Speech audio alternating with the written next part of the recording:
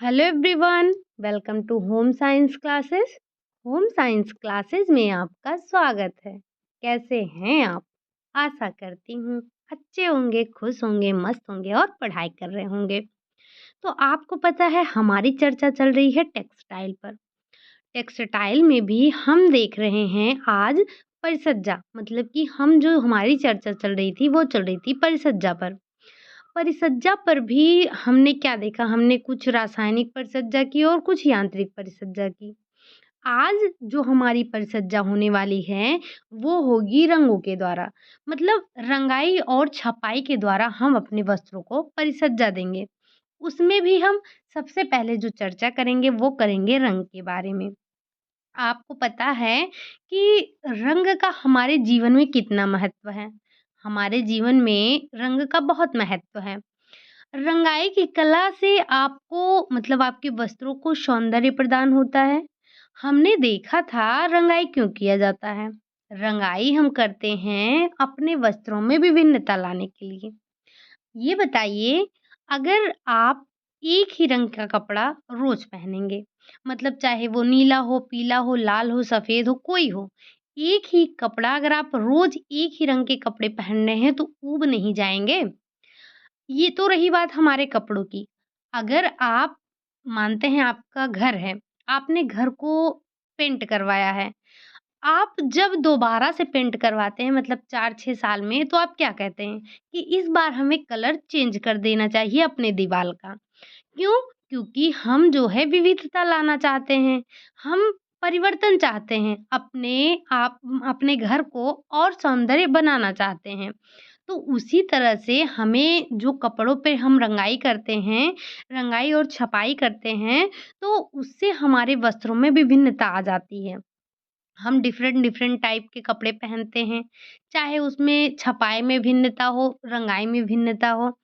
हमारे पास कपड़े रखे होते हैं, हम लाल, पीले, नीले, काले, सफ़ेद हर रंग के हमारे पास कपड़े होते हैं। अगर आपके पास एक ही रंग का कपड़ा होगा तो पहनने में अच्छा नहीं लगेगा। रंग आपको एक आत्मिक सुख प्रदान करता है। जैसे जिस प्रकार से भौतिक आवश्यकताओं के लिए आपको भोजन की आवश्यकता होती है, उसी तरह से मन को शांत करने के लिए आपको रंग की आवश्यकता होती है। और हर रंग अपने में एक अलग महत्व रखता है। आपने जब होम मैनेजमेंट पढ़ा था, तो उसमें आपने कलर के बारे में पढ़ा था कि कौन-सा कलर आपका ठंडा होता है, कौन-सा गर्म होता है, कौन आपके दूर जाने का एहसास कराता है, कौन पास आने का एहसास कराता है, कौन छोटा होने का आभास देता है, कौन-सा बड़ा होने का आभास देता है। तो हमने देखे थे ये तमाम प्रकार के हमारे जो होते हैं रंग के महत्व होते हैं। कुछ हमें खुशी देने वाले रंग होते हैं, मतलब जो हम खुशी के टाइम पर पहनते हैं। कुछ आपके गम में पहनने वाले रंग होते हैं, जैसे सफ़ेद हम शोक के समय में पहनते हैं। और लाल रंग जो होता है वो आपके खुशी का प्रतीक होता है। आप देखेंगे शादी-विवाह में भी रंगीन कपड़े यानी कि ज़्यादातर आपको लाल रंग के कपड़े दिए जाते हैं, मतलब कि हम इसे शुभ मानते हैं। तो कलर का हमारे जीवन में बहुत महत्व होता है। अब चाहे वो नमूना हो, चाहे वो आपने देखा होगा नमूने भी कई प्रकार के बनाए जाते हैं। हमने नमूनों के बारे में भी चर्चा किया है। एक हमने देखा था प्राकृतिक नमूना, मानवीय नमूना, फूल, पत्ते ये सारे नमूने हमने देखे थे। तो ये क्या होते हैं, ये हमारे जीवन में महत्वपूर्ण भूमिका निभाते हैं।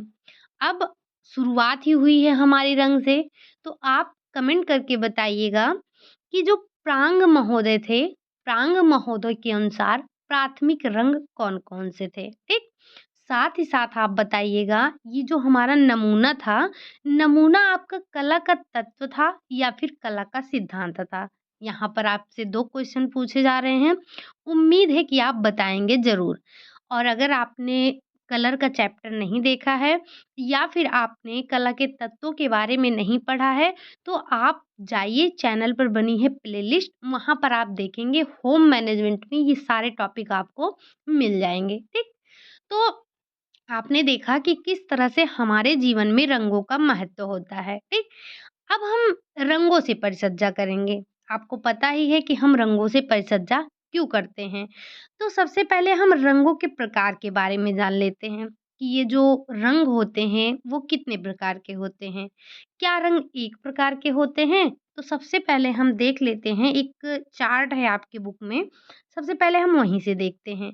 तो हमने देखा, थोड़ा-सा इसे हम ज़ूम कर लेते हैं ताकि आपको देखने में आसानी हो, ठीक? तो हमने क्या देखा?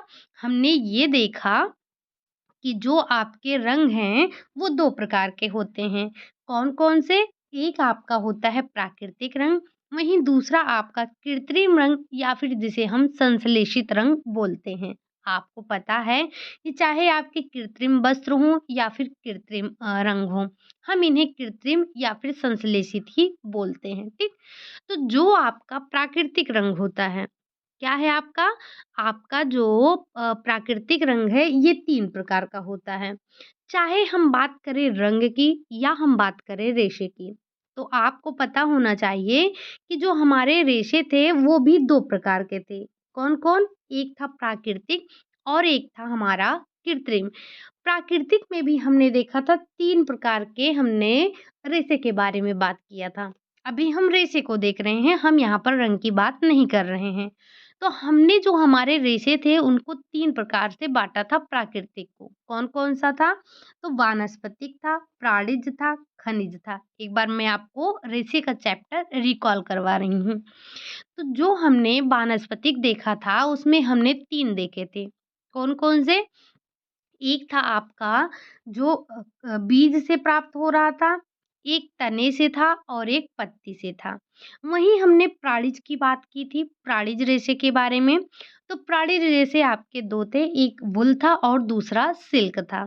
अगर बात की जाए खनिज की, तो खनिज भी 3 प्रकार का हमने देखा था। क्या-क्या? 3 प्रकार का खनिज था हमारा, सोना, चांदी और एस्बेस्टॉस।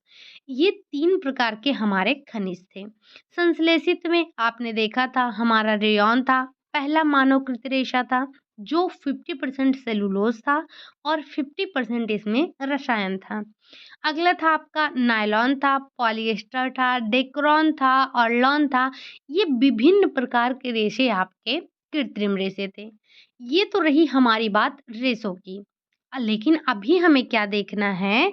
अभी जो हमारी चर्चा हो रही है वो रंगों पर हो रही, क्योंकि हम अपने वस्त्रों पर रंगों से परिसज्जा कर रहे हैं। तो ये सबसे पहले जब हम रंगों से अपने वस्त्रों पर परिसज्जा करेंगे, तो हमें ये भी पता होना चाहिए कि रंग कितने प्रकार के होते हैं और कौन-कौन से होते हैं।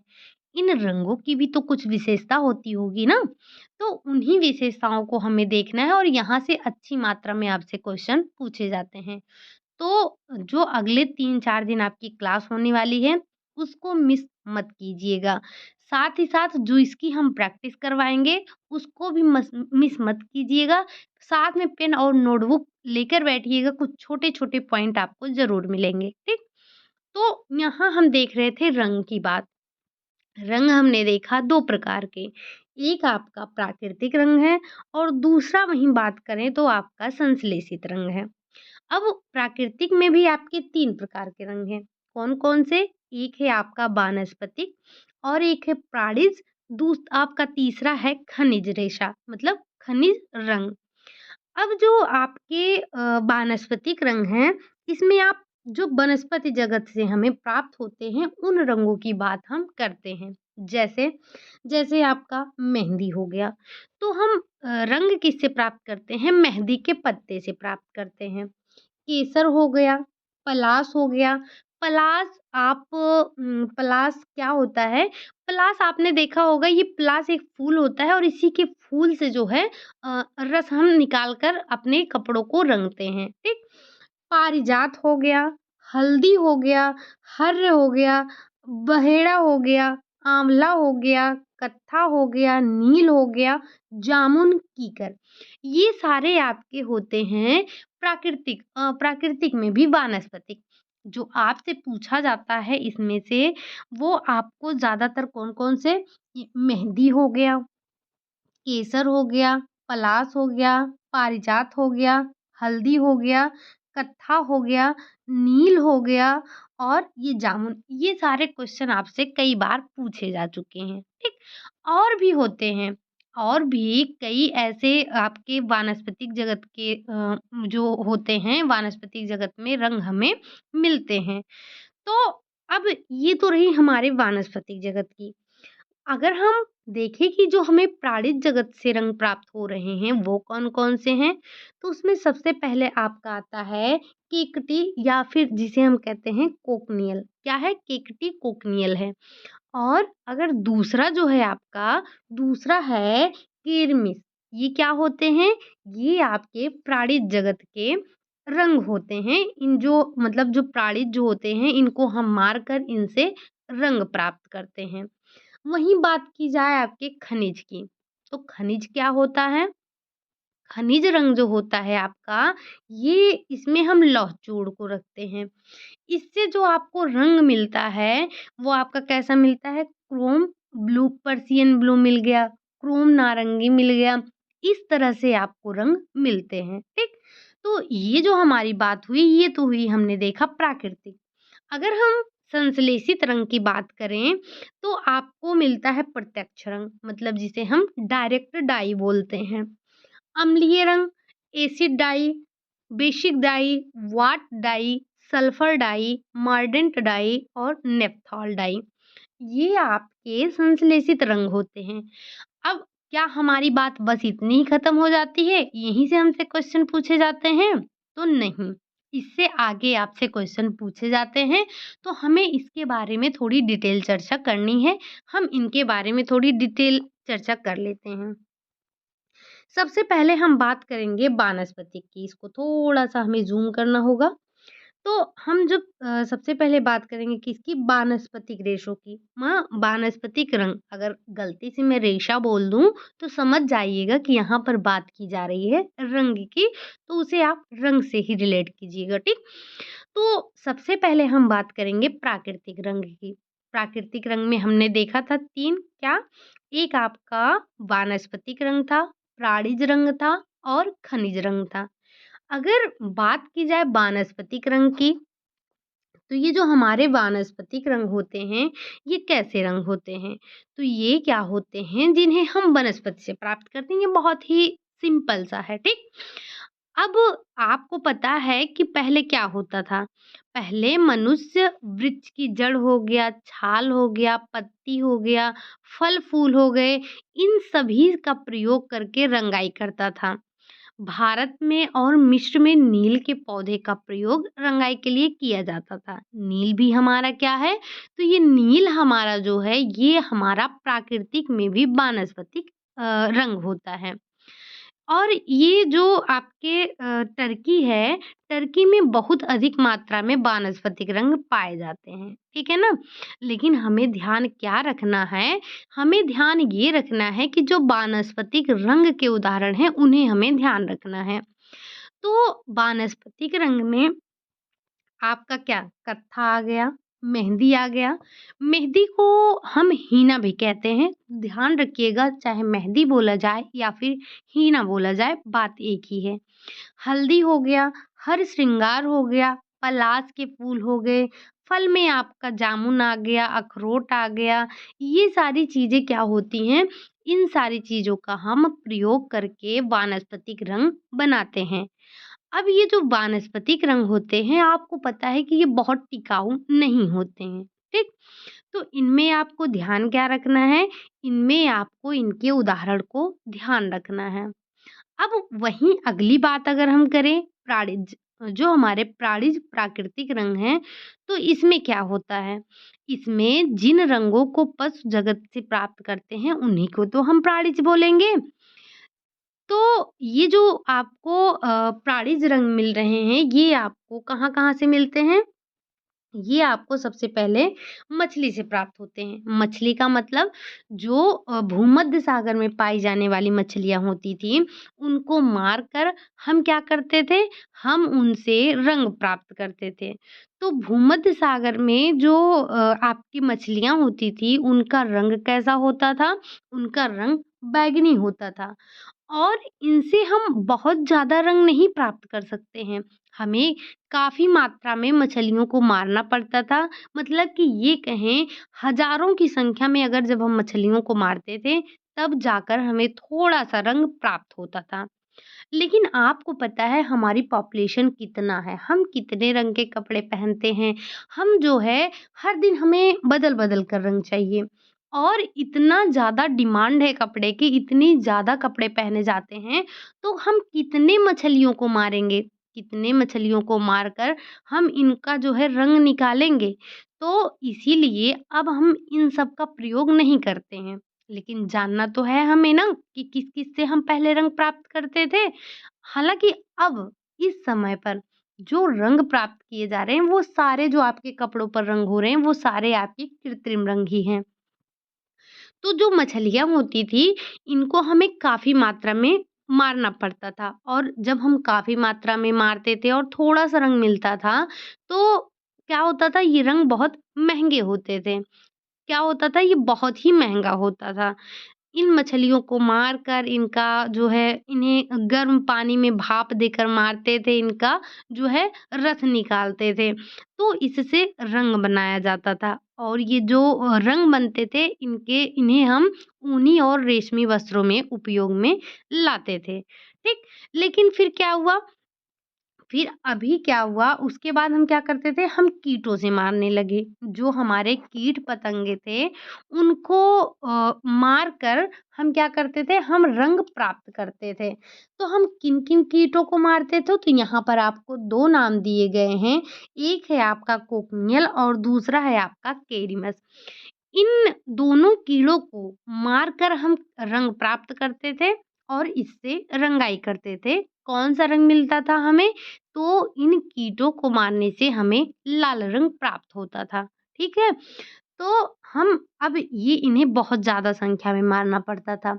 थोड़े बहुत कीड़े अगर मारकर हमें रंग प्राप्त हों तब तो ठीक है, लेकिन जब हमें बहुत अधिक मात्रा में कीड़ों को मारते थे और थोड़ा-सा रंग प्राप्त होता था। अब थोड़े से रंग से हम कितना कपड़ा रंग सकते हैं और हमें कपड़ों की बहुत आवश्यकता है। तो फिर आपके कपड़ों के लिए क्या हुआ जो अनेक प्रकार की टेक्नोलॉजी विकसित हुई, आधुनिक समय आया, तो ऐसे में हमने क्या किया, हमने कृत्रिम रंगों का आविष्कार किया। लेकिन कृत्रिम रंगों को पढ़ने से पहले अभी हमारा एक प्राकृतिक रंग बाकी है। वो क्या है? वो है आपका खनिज रंग। खनिज रंग क्या है? तो खनिज रंग में जो आपको खनिज से प्राप्त होता है, वही आपका खनिज होता है। जैसे जैसे जो लोहे पर जंग लग जाता है, उनका उपयोग भी हम वो रंग के लिए करते हैं। तो इसमें सबसे पहले क्या आ जाएगा? सबसे पहले आपका आएगा लौह चूड़। लौह चूड़ क्या होता है? तो जब आप लौह चूड़ वही जो आपका जंग लगता है। अगर हम बात करें लौह चूड़ की, तो इससे आपको किस तरह के रंग मिलते हैं? तो जब आप लौह चूड़ से रंगते थे, तो उससे आपको क्रोम नारंगी हो गया, क्रोम पीला हो गया, पर्शियन ब्लू हो गया, क्रोम हरा हो गया और आपका भूरा हो गया, खाकी रंग हो गया। इस तरह के जो रंग होते थे, वो हमें प्राप्त होते थे। लेकिन मैंने आपको बताया कि जो आप प्राकृतिक रंग ध्यान रखेंगे, उसमें आप मुख्यतः जो है हीना यानी कि मेहंदी को ध्यान रखेंगे, कत्था को ध्यान रखेंगे, नील को ध्यान रखेंगे, अखरोट हो गया, हल्दी हो गया। इन सारी चीज़ों को आप ध्यान रखेंगे, यहाँ से क्वेश्चन पूछे जाते हैं, ठीक? तो ये तो हमारी बात हो गई प्राकृतिक रंगों की। किसकी बात की हमने? हमने बात कर ली अभी जो की वो की अपने प्राकृतिक रंगों में। आपको पता है कि प्राकृतिक रंग में मुख्यतः आपको क्या ध्यान रखना है? मुख्यतः आप ध्यान रखेंगे हीना यानी कि मेहंदी। थोड़ा-सा ऊपर चलते हैं हम। हीना, मेहंदी को ध्यान रखेंगे। मेहंदी की पत्तियों का हम प्रयोग करके क्या करते थे? इनका जो है रंगाई करते थे। दूसरा हो गया आपका कत्था। तो कत्थे का प्रयोग भी हम क्या करते थे? वस्त्रों को रंगने के लिए करते थे। जो कत्थे से हम वस्त्रों को रंगते थे, उसमें मुख्यतः आपका सूती हो गया, रेशम हो गया, ऊनी हो गया, इस प्रकार के वस्त्र आते थे। वहीं बात की जाए अगर नील की या फिर हम कहें इंडिगो, तो इससे भी क्या होता था वस्त्रों को रंगा जाता था। आपको पता है कि नील की खेती होती थी, है ना? फिर क्या होता है, फिर आपका इसमें आ जाता है अखरोट आ जाता है, हल्दी आ जाता है। हल्दी जो आपका हल्दी होता है, यह मुख्य रूप से कहाँ पाया जाता है? मद्रास में पाया जाता है। इससे चमकदार पीले, चमकदार नारंगी, पीले, हरे ये सारे रंग जो है आपको दिए जाते थे, मतलब जो आप कलर करते थे, ठीक? तो ये हमारे थे प्राकृतिक रंग। अब जो हमारी अगली चर्चा होगी वो किस पर होगी? वो होगी संश्लेषित रंग पर, मतलब कि आपके कृत्रिम रंग पर बात की जाएगी, ठीक? तो सबसे पहले क्या हुआ, आपको ये ध्यान रखना है कि इसकी खोज किसने की थी? तो जो आपके संश्लेषित रंग थे उसकी खोज की थी विलियम हेनरी परकिन ने। कब? 1856 में। तो इसकी खोज 1856 में हुई थी। इसके द्वारा हेनरी विलियम परकिन नामक एक वैज्ञानिक थे। जब एनिलीन से कुनैन बना रहे थे, तब इन्होंने एकाएक क्या किया, संश्लिष्ट रंग के बारे में जानकारी प्राप्त की। ये ऐसे ही नहीं बन गया, ये मतलब एक अचानक से बनने वाला रंग था। ये क्या कर रहे थे, ये एनिलीन से कुनैन बना रहे थे। तो इनको क्या हुआ, अचानक ही संश्लिष्ट रंगों के बारे में जानकारी मिल गई। इस खोज से रंग में एक क्रांति आ गई। अब भाई हमारे पास कहाँ बहुत थोड़ी मात्रा में रंग थे। अब जब हम जो है रासायनिक विधि से रंग बनाएँगे, तो हम तमाम प्रकार के रंग बनाएँगे। क्या होता था, पहले लिमिटेड रंग होते थे हमारे पास, लेकिन अब क्या है, अब हम जो है बहुत सारे रंग बनाते हैं। आपको पता है कि आधुनिक समय में जो अभी का समय चल रहा है, लगभग आप 2000 प्रकार के संश्लिष्ट रंग बनाए जाने लगे हैं, और ये प्राकृतिक जो रंग होते थे उनकी अपेक्षा सस्ते होते थे। आपको पता है कि जो प्राकृतिक रंग थे उनको प्राप्त करने में कितनी मेहनत लगती थी। अगर कीड़ों की बात की जाए तो कितने सारे कीड़ों को मारना पड़ता था, उसके बाद हमें रंग प्राप्त होता था। तो जब हमने संश्लिष्ट वो रंग की प्राप्ति की, तो हमें तमाम प्रकार के, मतलब लगभग 2000 प्रकार के हमने रंगों को बनाया, और ये आपके प्राकृतिक रंगों से सस्ते होते थे। तो ये जो आपके संश्लिष्ट रंग थे ये कई प्रकार के होते हैं। सबसे पहले हम बात करेंगे, कुछ पॉइंट हैं जो कि आपको ध्यान रखने हैं और नोट डाउन ज़रूर कर लीजिएगा। सबसे पहले हम बात करें बेसिक डाई, यानी कि बेसिक का मतलब आपको समझ में आ रहा होगा, क्षारीय रंग, ठीक? क्या है आपका बेसिक डाई? तो बेसिक डाई ये आपका कोल तार रंग है। ध्यान रखिएगा क्या है ये? ये यहाँ पर नोट डाउन नहीं है, आप ध्यान रखिएगा, कोल तार रंग है, ठीक? अब इसे कार्बन के नमक के नाम से भी जाना जाता है। जो आपका बेसिक डाई है, इसे हम और किस नाम से जानते हैं? तो इसे हम कार्बन के नमक के नाम से जानते हैं। इनको रेशम तथा ऊनी वस्त्रों को चमकीला प्रभाव देने के लिए प्रयुक्त किया जाता है। जो आपके बेसिक डाई हैं, क्षारीय रंग हैं, इनका उपयोग क्यों किया जाता है? तो जो हमारे रेशमी और ऊनी वस्त्र हैं, इनको चमकीला प्रभाव देने के लिए हम क्या करते हैं? हम बेसिक डाई का उपयोग करते हैं। बेसिक रंगों को रंग बंधकों के साथ सूती, लिनन, एसीटेट, नायलॉन, पॉलिएस्टर और एक्रिलिक तंतुओं पर प्रयोग करते हैं। मतलब जो आपका क्षारीय रंग है, इसका हम प्रयोग किस-किस पर करते हैं? तो इसका प्रयोग हम सूती हो गया, लिनन हो गया, एसीटेट हो गया, नायलॉन हो गया, पॉलिएस्टर हो गया, एक्रिलिक हो गए, इन तमाम तंतुओं पर इसका प्रयोग करते हैं। और ये क्या होते हैं? इनका प्रयोग अगर हम इनका प्रयोग जो है प्राकृतिक वस्त्रों पर करते हैं, तो रंग धूप से, धुलाई से, पसीने से, इन सब से पक्के नहीं होते हैं। कहने का मतलब, अगर हम जो बेसिक डाई है हमारा, उसका उपयोग प्राकृतिक वस्त्रों के लिए करेंगे, तो ये उन पर उतना अच्छा नहीं होगा। लेकिन वहीं अगर बात की जाए आपके पॉलिएस्टर हो गया, एक्रिलिक हो गया, इन सब पर अगर आप करते हैं, तो ये क्या होगा, ये वस्त्रों पर गहरा और चमकीला प्रभाव उत्पन्न करता है। तो हमें क्या ध्यान रखना है? जो हमारे बेसिक डाई हैं, यानी कि जो हमारे क्षारीय रंग हैं, वो किसके लिए उपयोगी होंगे? वो आपके जो कृत्रिम रंग हैं उनके लिए उपयोगी होंगे, ठीक? तो ये रही हमारी बेसिक डाई के बारे में बात। अब हम देख लेते हैं, थोड़ी बात कर लेते हैं एसिडिक डाई के बारे में। मतलब अम्लीय जो आपके रंग हैं उनके बारे में हम बात कर लेते हैं। तो इनका अधिकांश प्रयोग ऊनी तथा रेशमी वस्त्रों पर किया जाता है। जो आपके ये अम्लीय रंग होते हैं, इनका प्रयोग कहाँ किया जाता है? तो ऊनी और रेशमी वस्त्रों पर किया जाता है। लेकिन एसीटेट हो गया, नायलॉन हो गया, एक्रिलिक हो गया, इन प्रकार के तंतुओं पर भी हम इसका प्रयोग कर सकते हैं।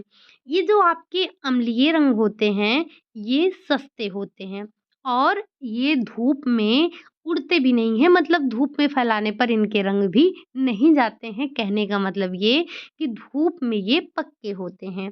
लेकिन अगर बात की जाए इनकी धुलाई की, तो अगर आप इन पर अधिक धुलाई कर देते हैं तो ये पक्के नहीं होते हैं। लेकिन अगर इनको शुष्क धुलाई करते हैं तो ये पक्के रहते हैं। ठीक? इनमें पसीना प्रतिरोधक क्षमता भी कम होता है। तो ऊनी वस्त्रों में पक्का रंग चढ़ाने के लिए पहली रंगाई क्रिया के बाद आप उसमें क्रोमेट घोल में उबाला जाता है। अगर आप इन्हें क्रोमेट घोल में उबाल देते हैं तो जब इस विधि से रंगते हैं तो जो वस्त्र होते हैं वो धूप और धुलाई दोनों से ही पक्के हो जाते हैं। ठीक? बाकी आपको पता है कि ये जो एसिडिक डाई हैं ये किसके लिए? आपके ऊनी और रेशमी यानी कि प्राणिज रेशे के लिए उपयोगी होते हैं। ठीक? अब हम बात कर लेते हैं डायरेक्ट डाई की। डायरेक्ट डाई यानी कि प्रत्यक्ष डाई, हम इसे क्या कहते हैं? इसे हम प्रत्यक्ष डाई भी कहते हैं। इसे लवण रंग भी कहते हैं। जो आपका प्रत्यक्ष डाई है, इसे हम क्या कहते हैं? इसे हम लवण रंग भी कहते हैं। ये पानी में घुलनशील होते हैं। यहाँ पर आप नोट डाउन कीजिएगा, क्या होते हैं? ये घुलनशील होते हैं। घुलनशीलता और अघुलनशीलता से भी आपसे क्वेश्चन पूछे जाते हैं। सॉरी, ये आपके पानी में घुलनशील नहीं होते हैं। क्या होते हैं? ये पानी में घुलनशील नहीं होते हैं। और जो भी आपके रंग पानी में नहीं घुलते हैं, उनको हमें घुलनशील बनाना पड़ता है। जैसे जो आपका डायरेक्ट डाई है, इन रंगों को पानी में घुलनशील बनाने के लिए आप रंग के घोल में सोडा ऐश और थोड़े से नमक को मिलाते हैं। क्या करते हैं? इनको आप घुलनशील बनाने के लिए इसमें सोडा ऐश का प्रयोग करते हैं और थोड़ा-सा इसमें क्या मिलाते हैं? नमक मिलाते हैं। तो ये जो आपके डायरेक्ट डाई हैं, ये धुलाई के दृष्टि से पक्के नहीं होते हैं, लेकिन सुंदर व चमकदार तीव्र रंग देते हैं। प्रत्यक्ष रंगाई आपकी सस्ती है, आसान है, इसमें रंग लेकिन पक्के नहीं होते हैं, ये बात आपको ध्यान रखनी है। अब अगर हम बात करें डेवलप डाई की, अब ये डेवलप डाई क्या है? इसके बारे में भी थोड़ा-सा जान लेते हैं। डेवलप डाई यानी कि विकसित डाई, और आपसे ज़्यादातर ये इंग्लिश ही पूछा जाता है। यही डेवलप हिंदी में लिख दिया जाएगा, तो आप ध्यान रखिएगा कि डेवलप डाई। सेलुलोजिक तंतुओं के साथ ही इनका प्रयोग ऊनी, रेशमी और नायलॉन के वस्त्रों के लिए भी किया जाता है। सेलुलोजिक जगत यानी कि जो आपके कपास हो गए, लिनन हो गए और आपके हेम्प हो गए, कापोक हो गए, मनीला हो गए, मतलब जो आपके प्राकृतिक में वानस्पतिक रंग हैं। यहाँ अगर सेलुलोज बात की जाए तो वानस्पतिक जो हैं उनके लिए इनका प्रयोग किया जाता है। साथ ही साथ आप इनका प्रयोग ऊनी और रेशमी हो गए, यानी कि जो प्राणिज वस्त्र हैं उन पर, और नायलॉन के वस्त्रों पर भी इनका उपयोग किया जाता है। इसमें इस प्रक्रिया के लिए ये आवश्यक है कि वस्त्र को पहले बेसिक रंगों में रंगा जाए। मतलब आप क्या करेंगे? पहले इस पर आप बेसिक डाई करेंगे, इसके पश्चात रंगों को रासायनिक रूप से परिवर्तित किया जाता है, जिससे वह विकसित रंग कहलाता है। क्या होता है, इसे हम विकसित रंग क्यों कहते हैं? तो जब आप इसको रंगते हैं तो सबसे पहले आपको इनको बेसिक डाई से रंगना होता है। उसके बाद रंगों को रासायनिक रूप से परिवर्तित करते हैं, इसीलिए इनको हम विकसित रंग कहते हैं या फिर हम डेवलप डाई कहते हैं। ये धुलाई के प्रति कैसे होते हैं? तो ये धुलाई के प्रति पक्के होते हैं। कौन? आपके डेवलप डाई जो होती है, ठीक? अब ये तो हमने देख लिया 4 प्रकार के डाई। अब हम बात कर लें एज़ोइक डाई की। अब एज़ोइक डाई क्या है? एज़ोइक डाई क्या है आपका, तो इसके 2 और नाम हैं, उनको भी आप ध्यान रखेंगे। जो आपके एज़ोइक डाई है, इसे हम नेप्थॉल या फिर रेपिडोज़न के नाम से भी जानते हैं। ये क्या होते हैं? यह धुलाई तथा प्रकाश में सामान्य पक्के होते हैं। जो आपके ये नेप्थॉल या फिर हम जिन्हें एज़ोइक डाई बोलते हैं या फिर जिसे हम रेपिडोज़न डाई बोलते हैं, ये सामान्यतः क्या होते हैं, धुलाई और प्रकाश के प्रति पक्के होते हैं। एज़ोइक रंगों का प्रयोग सूती तंतु के लिए विशेष रूप से हम करते हैं। नायलॉन हो गया, एसीटेट हो गया, इन पर भी इसका उपयोग विशेष उद्देश्य के लिए किया जाता है। इन ये जो हमारे एज़ोइक रंग हैं, इनका उपयोग हम कहाँ करते हैं? विकसित रंगों के समान ही करते हैं। पहले हम वस्त्र को क्या करेंगे? पहले वस्त्र को निफ़्थॉल में डुबोएँगे, बाद में इन्हें रंग के घोल में डुबोते हैं। रंगाई के बाद वस्त्र को खूब साबुन लगाकर खंगाला जाता है। इसमें कभी-कभी रंगाई के लिए कम तापमान पर लाने के लिए बर्फ का प्रयोग भी हम करते हैं। तो जो इससे रंग बनते हैं, जो इस तरह से वस्त्रों पर रंग किए जाते हैं, ये मुख्यतः आपके चमकीले होते हैं, लाल, पीले होते हैं, काले रंग के लिए इनका प्रयोग हम करते हैं, ठीक? तो ये हमारी थे एज़ोइक डाई। मैं आपको फिर से बता रही हूँ, जब हम इसकी प्रैक्टिस करेंगे तो आप प्रैक्टिस को मिस मत कीजिएगा, क्योंकि कुछ छोटे-छोटे पॉइंट हैं जो कि हम प्रैक्टिस के माध्यम से देखेंगे और वो क्लास आपके लिए बहुत इम्पोर्टेंट होगी, ठीक? अगला क्वेश्चन है आपका, क्वेश्चन नहीं मतलब आपका अगला जो डाई है, वो हम बात कर रहे हैं सल्फर डाई की। अब ये सल्फर डाई क्या है? यानी कि जिसे हम गंधक रंग बोलते हैं। तो सबसे पहले आपको ध्यान क्या रखना है, सूती तथा लिनन वस्त्र पर इनका उपयोग किया जाता है। जो आपके गंधक रंग हैं, इनका प्रयोग हम किसके लिए करते हैं? तो इनका प्रयोग हम जो है सूती और लिनन के लिए करते हैं। ये रंग धुलाई और धूप, पसीने इन सभी के प्रति क्या होते हैं? अच्छे होते हैं। ब्लीच करने पर लेकिन ये क्या होते हैं? उतर जाते हैं, मतलब कि हमें जो सल्फर डाई हुई होती है, उन पर हमें ब्लीच नहीं करना होता है। ये जो आपके सल्फर डाई होते हैं, ये पानी में अघुलनशील होते हैं, इसलिए इसे कास्टिक सोडा और सोडियम सल्फाइड की सहायता से घुलनशील बनाया जाता है।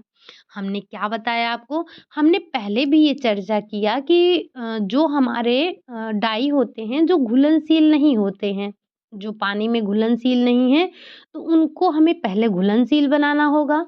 तो घुलनशील बनाने के लिए हम करते क्या हैं? तो उसमें कास्टिक सोडा और सोडियम सल्फाइड की सहायता से हम उसको घुलनशील बनाते हैं। किसे? जो आपके सल्फर डाई होते हैं। ध्यान रखिएगा कि इसमें घुलनशीलता और अघुलनशीलता से क्वेश्चन पूछा जाता है। ठीक?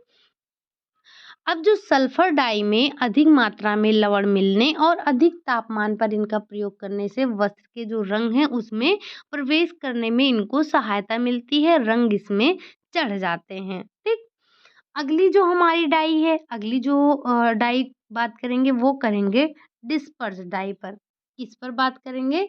तो अगली जो हमारी डाई होगी वो होगी डिस्पर्स डाई। जब इसे घोला जाता है, जो आपके डिस्पर्स डाइंग हैं, इनको जब घोला जाता है तो इसके कण वस्त्र की सतह पर प्रसारित हो जाते हैं। इसे ही हम डिस्पर्स डाई या फैलने वाला रंग बोलते हैं। डिस्पर्स का मतलब ही क्या होता है? प्रसारित रंग। प्रसारित रंग का क्या मतलब होता है? कि फैलने वाला रंग। तो जब इसे घोलते हैं तो इसके कण वस्त्र की सतह पर फैल जाते हैं। वस्त्र की सतह पर फैल जाते हैं, इसीलिए हम इनको क्या कहते हैं? इन्हें हम डिस्पर्स्ड डाई बोलते हैं, ठीक?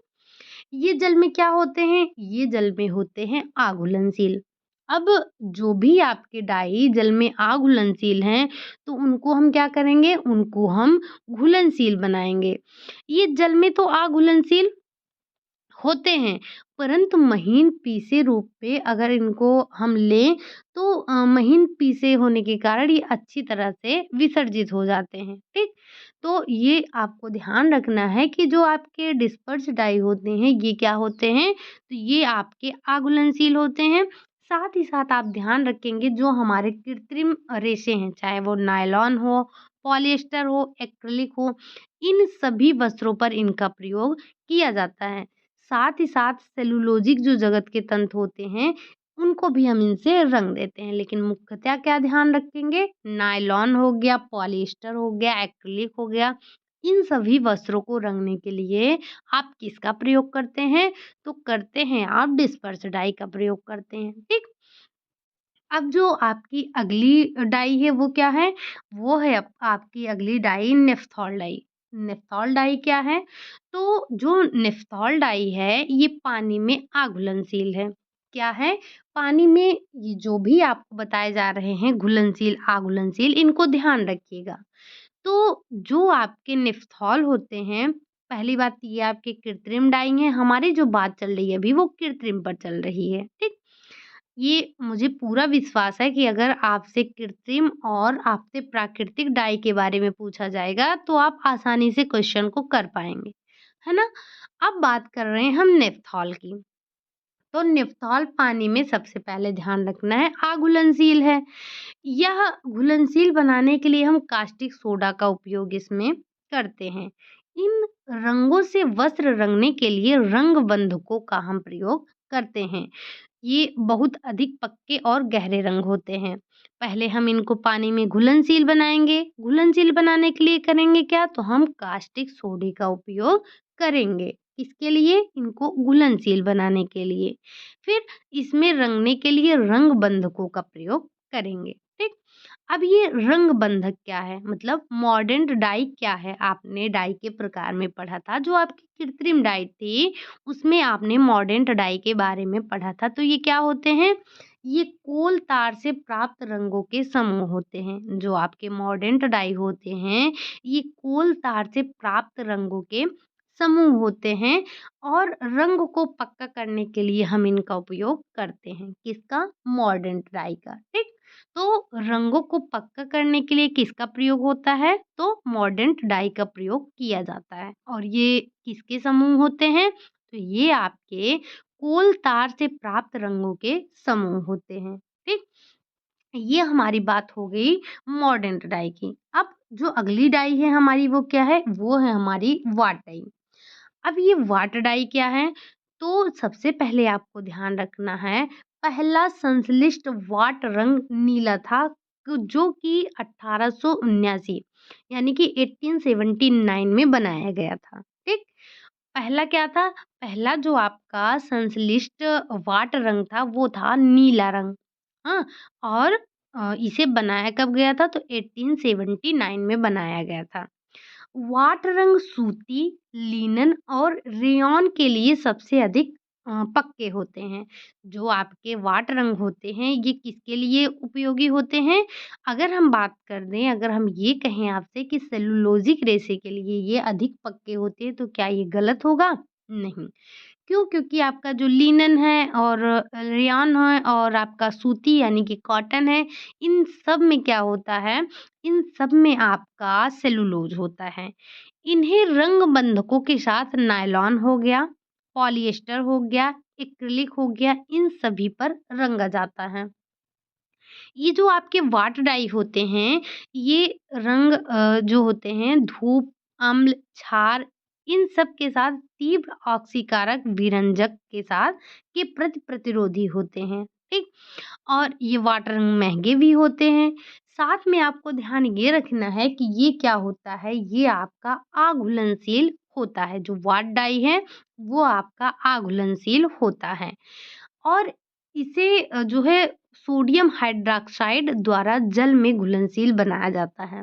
क्या है कि आपको पता है कि जो रंग हमारे, जो भी डाई हमारे घुलनशील नहीं हैं, उनको पहले हम घुलनशील बनाएँगे। अब ऐसा तो नहीं है कि वो घुलनशील नहीं है तो हम उनको फेंक देंगे, नहीं। हम हैं भारतीय, हम हर तरह से आम तो आम गुठलियों के भी दाम निकाल ही लेते हैं, तो ये तो हमारी बात डाई की है। अब जब हमारी डाई घुलनशील नहीं है, तो हम क्या करेंगे? तो हम उसको घुलनशील बनाएँगे। ध्यान रखिएगा जितने भी हमने आपको घुलनशील बनाने वाले पदार्थ बताए हैं, रसायन बताए हैं, उनको ध्यान रखिएगा कि वाटर डाई को घुलनशील बनाने के लिए हम किसका उपयोग करते हैं, या घुलनशील है या अघुलनशील है। वाटर डाई का जो रंग खोजा गया, पहला रंग क्या था? इसकी खोज कब हुई? किस प्रकार के वस्त्रों पर इसका उपयोग किया जाता है? तो एक एक डाई से आपके 4 से 5 क्वेश्चन हर डाई में बन रहे हैं। ये चैप्टर आपके लिए बहुत इम्पोर्टेंट है और क्वेश्चन भी अच्छी खासी मात्रा में पूछे जाते हैं। ठीक? अब ये जो आपके वाट डाइंग है, ये 3 प्रकार के होते हैं। अब ये 3 प्रकार के कौन-कौन से होते हैं? तो सबसे पहले है आपका इंडिगो, इंडिगोसॉल और एल्गोसॉल। ये जो आपके इंडिगोसॉल और एल्गोसॉल होते हैं, इनका उपयोग हम कहाँ करते हैं? तो इनका उपयोग आप प्राणिज रेशों के लिए करते हैं। प्राणिज रेशे आपने देखा वूल था और सिल्क था। तो वूल और सिल्क के लिए आप किसका प्रयोग करते हैं? इंडिगो, इंडिगोसॉल या फिर एल्गोसॉल हो गया, इनका उपयोग आप करते हैं। वहीं अगर हम बात करें, दूसरा है आपका एंथ्राक्योनाइड और आपका है तीसरा सल्फर। तो ये जो आपके ये दोनों होते हैं, एंथ्राक्योनाइड और आपके सल्फर जो होते हैं, इनका प्रयोग आप सेलुलोजिक रेशे के लिए करते हैं। अब आपके सेलुलोजिक कपड़े कौन से होते हैं? तो जो आपके वानस्पतिक जगत से प्राप्त होते हैं, वो आपके सेलुलोजिक रेशे होते हैं। और जो आपके जो आपके प्राणिज रेशे होते हैं, वे आपके प्रोटीन जगत के रेशे होते हैं। इन्हें हम प्राणिज रेशे कहते हैं या फिर हम इन्हें प्रोटीन वाले रेशे कहते हैं। अगर आपसे क्वेश्चन प्रोटीन रेशे पूछे जाए, प्राणिज रेशे पूछे जाएँ, सेलुलोजिक रेशे पूछे जाएँ, वानस्पतिक रेशे पूछे जाएँ, बीज से प्राप्त होने वाले रेशे पूछे जाएँ, पत्ती से प्राप्त होने वाले रेशे पूछे जाएँ, खनिज से प्राप्त होने वाले रेशे पूछे जाएँ, कृत्रिम रेशे पूछे जाएँ, पहला मानवकृत रेशा पूछा जाए, तो मुझे पूरी उम्मीद है कि आप बता लेंगे, क्योंकि हमने बहुत अच्छे से इसको पढ़ा है। ठीक? हमने शायद से आपसे 2-3 क्वेश्चन बीच-बीच में पूछा है, तो आप मुझे आंसर ज़रूर देंगे, मुझे पक्का उम्मीद है। तो आज हमने क्या बात की? आज हमने अभी रंगाई का चैप्टर नहीं पढ़ा, मतलब हमने रंगाई नहीं की है। आज हमने सिर्फ़ और सिर्फ़ रंगों के बारे में बात किया है। रंगाई करने से पहले हमें रंगों के बारे में जानना ज़रूरी था। अब जो कल हम देखेंगे, वो रंगाई की विधियाँ देखेंगे कि हम किस तरह से, कौन-कौन सी विधि से हम वस्त्रों को रंगते हैं। तो आपने देखा होगा कि आप वस्त्रों को कैसे रंगते हैं। आप कपड़ों को रंगते हैं, आप रेशों को रंगते हैं और आप क्या करते हैं, धागों को भी रंगते हैं। तो हम देखेंगे किन-किन विधियों से क्या-क्या रंगाई करते हैं, ठीक? तो आज का जो चैप्टर था, वो था हमारा रंग के बारे में। एक बार हम अपने फिर से जो हमने पहला पीडीएफ देखा था, ये पहला जो हमने देखा था उसको देख लेते हैं। यहीं से आपके काफ़ी क्वेश्चन मिल जाएँगे। प्राकृतिक रेशा और संश्लिष्ट रेशा, ये दोनों आपके रेशे थे। ये आपका है प्राकृतिक रेशा और ये है आपका कृत्रिम रेशा, सॉरी रंग। तो हमने आज सिर्फ़ और सिर्फ़ डाई के बारे में पढ़ा है, आज हमने सिर्फ़ और सिर्फ़ रंग के बारे में पढ़ा है, ठीक? तो आज का चैप्टर हम आज की अपनी जो क्लास है यहीं तक रखेंगे।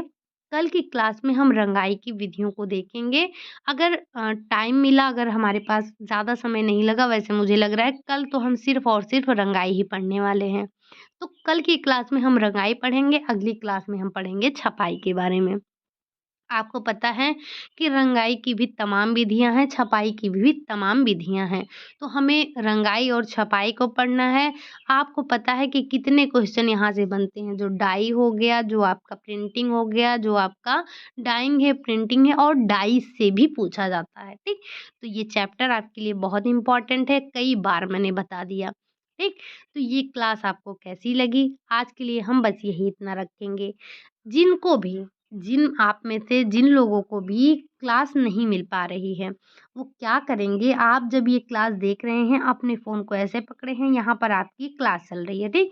यहाँ पे आपको एक लोगो दिख रहा होगा इस तरह से, जो यहाँ पर आपको बैकग्राउंड में दिख रहा है। जैसे ही आप लोगो पर टच करेंगे, आप तुरंत पहुँच जाएँगे चैनल पर। चैनल पर आपको मिल जाएगी प्लेलिस्ट, वहाँ से आप अपनी सारी क्लासेस को देख सकते हैं, जो भी आपकी पुरानी क्लासेस हैं, ठीक? ये बताइए कि ये इस चैनल पर आप में से हज़ार लोग से ज़्यादा हैं, लेकिन इस क्लास को क्यों नहीं देख रहे हैं? क्या ये क्लास अच्छी नहीं है, समझ में नहीं आती या आपके काम की नहीं है? तो अगर आपके काम की है तो देखना चाहिए। अब इस टाइम पे तो मुझे लगता है 200 250 लोग भी बहुत ही मुश्किल से देख रहे हैं। तो अगर आपको क्लास नहीं पसंद आ रही है, नहीं लेनी है तो बता दीजिए, मैं बंद कर दूँ, क्लास ही ना करवाऊँ। हो सकता है आप में से सारे लोग पढ़ चुके हों, नहीं ज़रूरत है। अगर ज़रूरत है तो शेयर कीजिए और इसको कंटिन्यू देखा कीजिए। क्लास आपकी रोज़ आती है 12 बजे, ठीक? तो बस आज के लिए यही इतना रखते हैं। क्लास आपको कैसी लगी? अच्छी लगी हो तो लाइक करें, चैनल को सब्सक्राइब करें, कमेंट ज़रूर कीजिएगा। कमेंट करते हैं तो मुझे बहुत अच्छा लगता है, साथ ही साथ मुझे बहुत मोटिवेशन भी मिलता है, ठीक? तो बस आज के लिए यही इतना। मिलते हैं नेक्स्ट क्लास में, तब तक के लिए बाय बाय, टेक केयर।